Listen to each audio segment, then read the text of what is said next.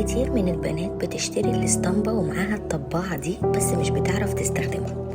في الفيديو ده هقولك خطوة خطوة ازاي تستخدميها وتاخدي الرسمة وتطلع معاكي مظبوطة من أول مرة. وكمان هقولك ايه أفضل الألوان اللي تستخدميها عشان تطلعي الرسمة مظبوطة. في بنات كتير بتسأل استخدم أي لون مع الاسطمبة، ألوان الرسم ولا ألوان الجل العادية؟ وهنا أنا بدأت أنظف الطباعة بتاعتي بأي لزقة عندي، ودي أهم خطوة يا بنات، تنظيف الاسطمبة والطباعة. زي ما انتوا شفتوا أنا نظفتها وطلعت ايه معايا، مع ان في الأول هي تبان نضيفة بس هي الرسومات اللي جوه دي بتشيل تراب، فانت لازم تنظفيها أول ما تستخدميها.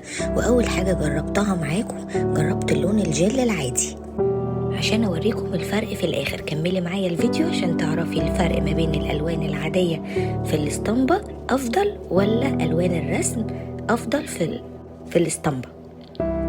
شايفين انا بطلع الرسمة ازاي؟ انا ما باخدش طباعة كده، لا انا بطلعها بزاوية كده. بصوا هنا عملت معايا الرسمة طلعت مظبوطة بس تحسوها بهتانة شوية. نضفتها تاني الطباعة بمنديل فيه كحول، وبعدين هنضف الاسطمبة بتاعتي. وتاني حاجة هجرب اللون الرسم بتاع B&B.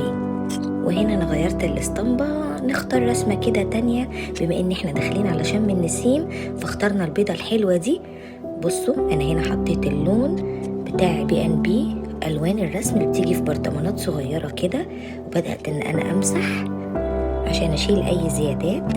وبصوا تاني باخد الرسم ازاي، زي ما باخدها زي ما بحطها. بصوا اللون الرسم طلع معايا فارق ازاي، واخد الديتيلز كلها.